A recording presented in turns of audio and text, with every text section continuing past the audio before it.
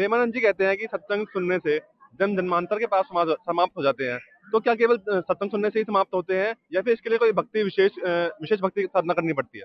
देखिए जी, सत्संग सुनने तो अच्छी बात है, उससे ज्ञान प्राप्त होता है, लेकिन ज्ञान के अनुसार फिर हमें भक्ति करना बहुत जरूरी है। जैसे कोई डॉक्टर हमारा, कोई मान लिया कोई चेक कराए हम उससे कोई रोग के लिए, तो हम उससे कोई टेस्ट कराते हैं, तो टेस्ट की वो रिपोर्ट निकाल के हमें दिखा देंगे, हाँ जी ये आपके टेस्ट की रिपोर्ट निकल गई, और कोई दवाई हमें ना रिकमेंड करे।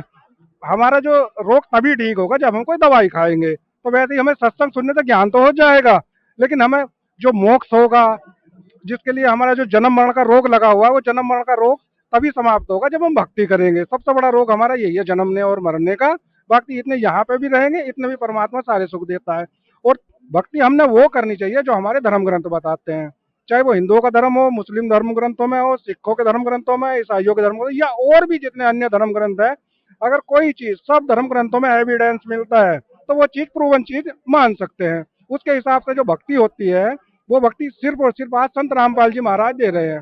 और जो आज लोग सनातन धर्म की बात करते हैं, हमारे संत रामपाल जी महाराज आदि सनातन धर्म की भक्ति बताते हैं। क्योंकि सनातन धर्म की जो भक्ति चलती थी, उसमें क्या था, ओम की भक्ति बताते थे वो, जो कि श्री रामचंद्र जी के गुरु वशिष्ठ जी उनको ओम की भक्ति देते थे, ओम नाम देते थे।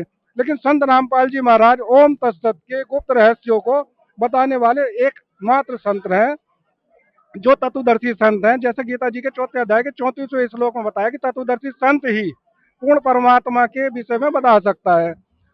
तो तत्वदर्शी संत संत रामपाल जी महाराज ओम तत्सत के गुप्त रहस्यों को बताते हैं। ओम तत्सत की भक्ति ही आदि सनातन भक्ति कहलाती है। खाली सत्संग सुनने से आप समझो कि जी मोक्ष हो जाएगा या कोई लाभ मिल जाएगा, उससे ज्ञान तो प्राप्त हो सकता है, बाकी मुझे नहीं लगता कि जी उससे कुछ बेनिफिट होगा भक्त समाज का।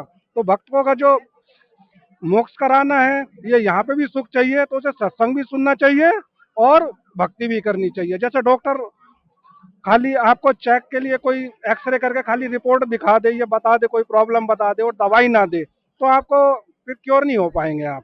तो इसलिए सत्संग भी सुनना जरूरी है और भक्ति भी करना जरूरी है। सत्संग सुनने से ज्ञान होता है कि परमात्मा हम यहाँ पे क्यों आए हैं, क्यों हमारा जन्म हुआ है, क्यों मृत्यु होती है, वो ठीक है, हमें पता लग गया।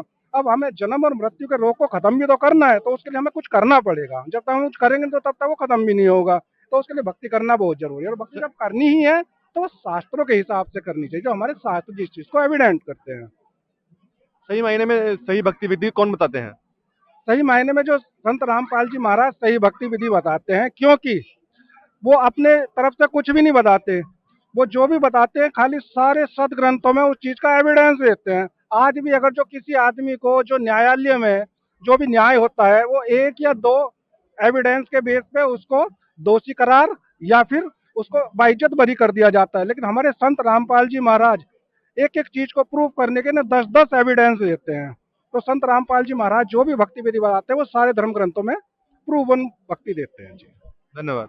सच्चाई।